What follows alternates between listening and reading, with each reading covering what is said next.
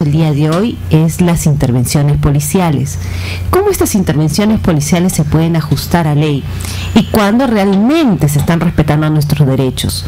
¿Cuándo nosotros tenemos que denunciar un abuso del ejercicio del poder por parte de los policías? Entonces, todo esto y mucho más en el tema de derechos humanos y de garantías constitucionales hablaremos el día de hoy. Antonio. Buenas tardes, Carla. Buenas tardes, amigos de Libertad Ciudadana. Hace unos pocos días vimos una noticia de que se había sancionado a unos policías por haber golpeado a un universitario en una sede policial. Y eso nos llevó a meditar sobre qué tanto sabemos nosotros sobre nuestros derechos ante una intervención policial. Realmente, como ciudadanos, estamos preparados para ello, sabemos hacer respetar nuestros derechos, sabemos conducirlos ante el efectivo policial, o sabemos hasta dónde es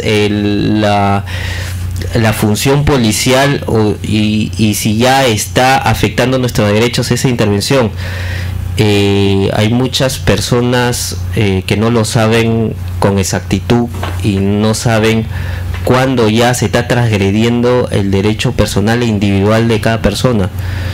Si bien es cierto, respetamos y somos reconocedores de la labor policial, pero también hay efectivos policiales que no miden ese límite y ya llegan al extremo de la vulneración de los derechos individuales.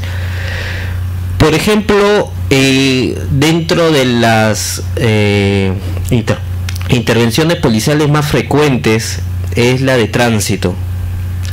¿Qué tanto sabemos, en primer lugar, qué tipo de policía es quien debe intervenir?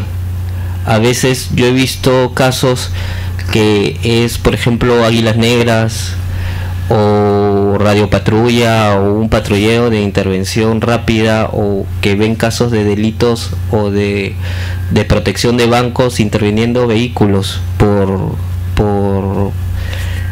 haber transgredido normas de tránsito. De acuerdo con la norma, el único que puede paralizar o detener al vehículo es el policía destinado al control de tránsito. La norma es clara, en primer lugar es eso. He visto casos también que está Águilas Negras o un policía que no es de tránsito y ve que el vehículo o el conductor sufre una infracción y lo para inmediatamente. Definitivamente estos policías no tienen papeleta, o sea, funcionalmente ellos no deben de llevar papeletas, porque no tienen la función ni el derecho de generar una papeleta. Y he visto casos para poder ellos justificar esa detención, le hacen abrir la maletera del auto. En primer lugar, estimados ciudadanos, no deberíamos permitir que el policía, si no tiene una orden de cateo por un fiscal, abrir la maletera del auto ni revisar el auto, si es que no estamos dentro de un delito flagrante.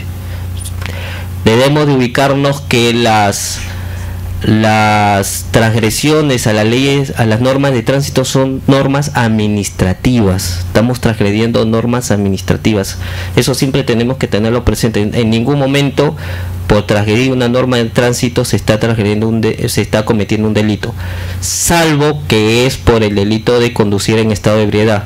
Eso ya constituye un delito, pero las otras normas de tránsito constituyen transgresiones a normas administrativas que no le dan ningún derecho a la autoridad policial en revisar el vehículo o ordenar la detención del vehículo. En ese caso se debe solicitar su orden de cateo o la presencia del fiscal correspondiente.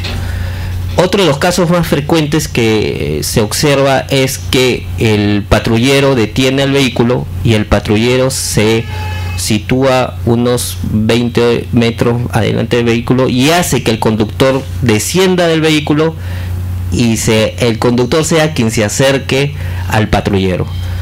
Eso no está permitido por la ley. La ley establece de manera clara y precisa de que el policía es quien debe acercarse al vehículo, a la ventanilla del conductor, solicitar la documentación correspondiente y explicarle por qué ha sido detenido.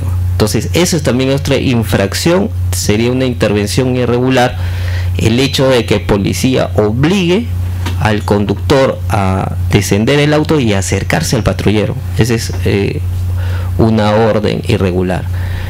Ahora, también se toma como un tema de amenaza o un tema de coerción, el que siempre el policía dice: si no me haces caso, esa es desobediencia o es desacato a la autoridad. Son normas administrativas, no existe ningún desacato a la autoridad. El desacato a la autoridad se da cuando emana una disposición legal de una autoridad jurisdiccional, que hay que cumplirlo obligatoriamente. Lo que hace el policía es una función administrativa de dirección del tránsito. Entonces dicen: no, váyase más allá, si no se detiene, es un desacato a la autoridad. No es así, puede ser una falta disciplinaria, pero de punto de vista administrativo, no es del punto de vista penal como se quiere entender. Además tenemos que ver, hay casos donde la policía hace intervenciones de manera como que simula la existencia de un delito. También claro, hay que ver esa. He visto esa también el caso del sembrado.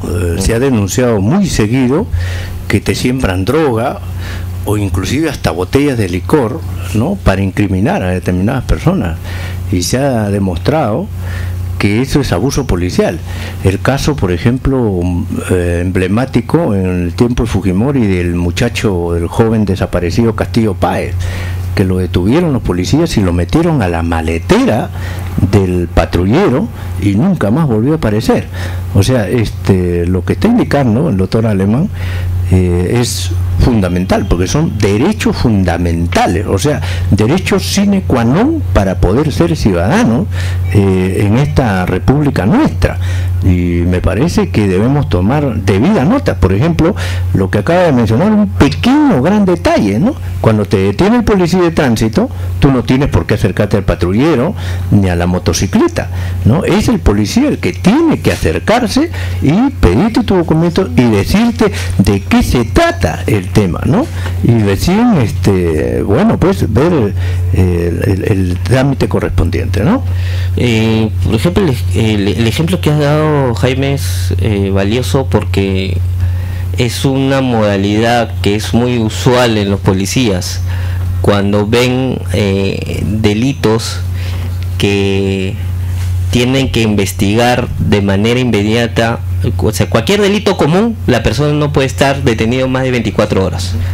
Entonces, como hay policías que quieren, entre comillas, investigar mejor o quieren ver, basta que le encuentren 2 quetes de droga o 3 quetes, ya la investigación, la detención ya no es 24 horas, sino se amplía a 15 días. Entonces esa es la modalidad mal usada por los policías a fin de justificar una mala detención. Es ilegal esa detención, para que en lugar de que sea 24 horas tiene 15 días. Entonces lo tiene a la pobre persona 15 días por un delito común que ni sabe cómo apareció la droga, a fin de extorsionar a los familiares, a fin de manejar el atestado policial de alguna manera y querer sacar algunos beneficios de eso. Entonces, eso también es una modalidad ilegal e irregular de los policías. Efectivamente, con la vigencia del nuevo Código de Tránsito, lo que vamos a ver es que, si bien es cierto, las multas por infracciones de tránsito se eleva, también va a contemplar cuáles son las situaciones en las cuales se debe de intervenir.